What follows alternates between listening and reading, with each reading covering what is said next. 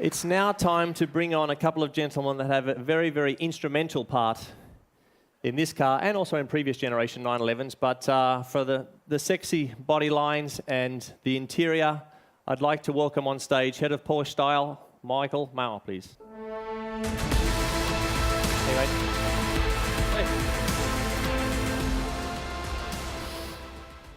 Michael, Ferry Porsche once said, quote, "The perfect car doesn't exist, but as engineers and designers, we must do everything we can to get closer to this ideal." How the hell do you redesign a Porsche 911? Yeah, let's say since my boss is sitting over there, I would tell you. Looks like there's really, a few of them. Yeah, but this is really one of the hardest jobs you can have in the car industry. But I mean, designing an icon, and this is not just an icon, it is the icon in the car industry. And yeah, as I said, a pretty hard job, but looking at the car so far, I'm pretty happy. And yeah, what did we basically? We just cleaned the surfaces and straightened the lines. A little bit of 70s though? Talk about that. There's a little bit of a 70s theme in here, right? Yeah, I mean, whenever we start with the job, we have a discussion what is really the, let's say, the characteristics we would like to achieve. And then we said the car should become more muscular and should look more compact. And then we looked at the history and found out that the 930, the first turbo, is really the car that inspired us a lot with its extended wheel arches and this narrow waist and this very expressive Coke bottle shape. So that was really the car we had all the time with us in the studio. Sounds cool. Little pit stop with you, please, Michael. I want to introduce now an individual that's had, I mean, he's got one of the best nicknames ever. Can you imagine having a nickname called Mr. 911? I mean, that's a pretty cool nickname, isn't it? 15 years he's been involved in the last 3 lines of the 911. Please welcome on stage August Achleiner. August.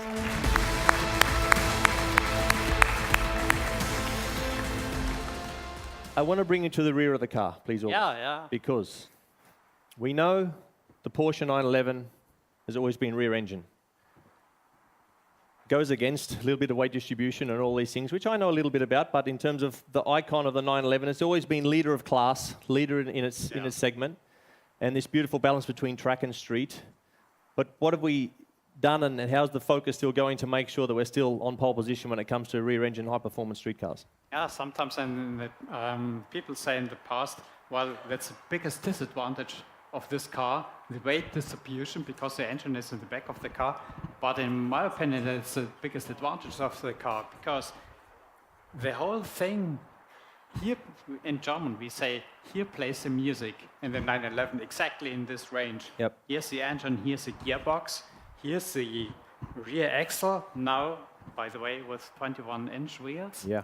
And you still have luggage compartment, and you can put your children here inside. And be honest, I got 2 kids.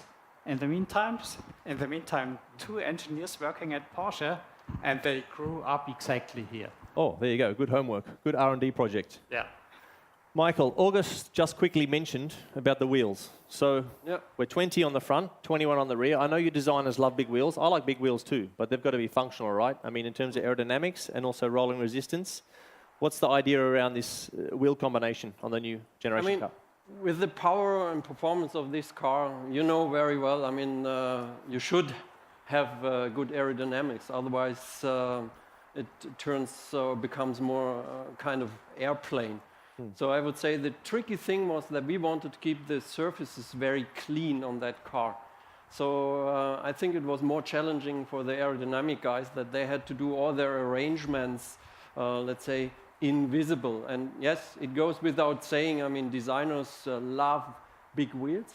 But in that case, even the guys from the chassis department were, let's say, in the front line, because they had to make sure that the car gets the power on the tarmac. Yeah. And we didn't argue, so we... No, I'm happy. I like the 21-inch rear tyre. It looks good. August. Yeah. Oliver Blumer mentioned in his speech about the software and the special wet map systems that we have, which I was with you a few weeks ago only testing that on the PG track, which was very impressive. One of the most advanced traction control systems I've ever experienced in my life, including racing. quickly just run us through why and how we got to the solution on this car? Well, you know, a sports car is not just a heavy car, it's quite a light car, but simultaneously it's equipped with wide tires. And this combination, not such a heavy car, wide tires, and then maybe heavy rain, very much water on the road, is not such a good combination. And we wanted to improve the behavior of the car during these conditions, and found out of our pre-development a new wet mode. And the spectacular thing is the car detects by itself, by sensors within the wheelhouse, how much water is on the road. There's a sensor in the wheel arch. Right? In the wheel arch, Yeah. yeah.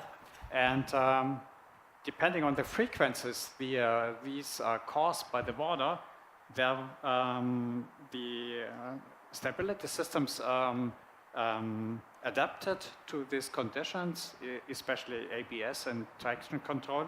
And simultaneously, it shows to the driver, please put on the wet mode.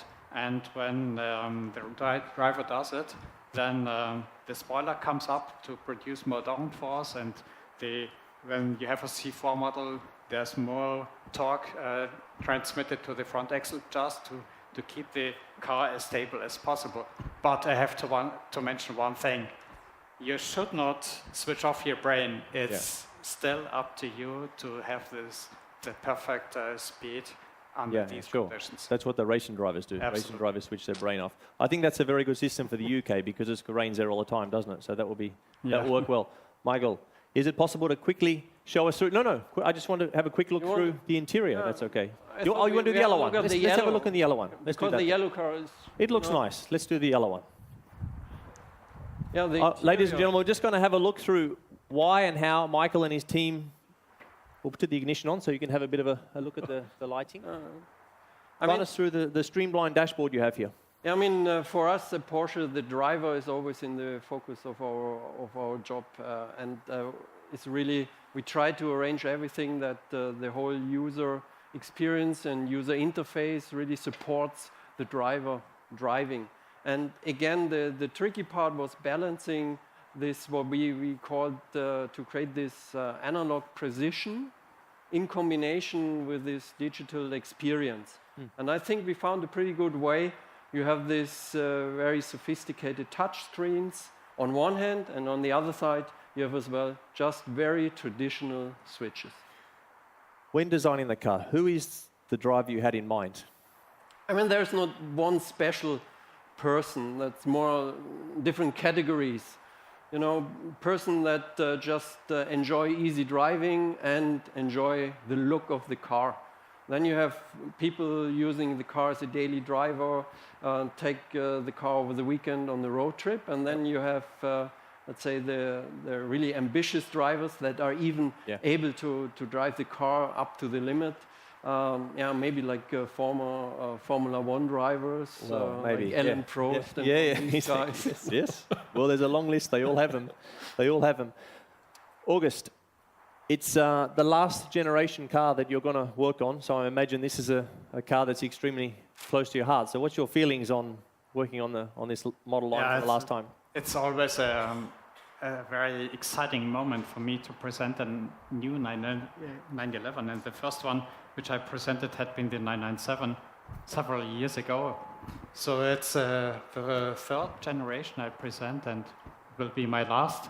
But I'm completely happy to present it here, especially in California, because here, in my opinion, here are the biggest Porsche fans and 911 fans all over the world with this density of fans here.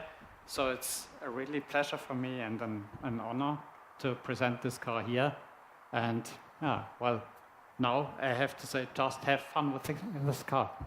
Absolutely. Well, your team have done an absolutely incredible job. I think that, as you said at the top, it's a very, very tough project. And also I want to add that never at any point have we had more females driving 911s when it comes to elegance and power and timeless style. Good. This is what we have, and we have Maria Sharapova here, our brand ambassador, so it's nice. Please give Maria a round of applause. So it's a car for everyone, and yeah, thank you very much, guys. If you want to take a seat and Thank see you. you at the bar. I think.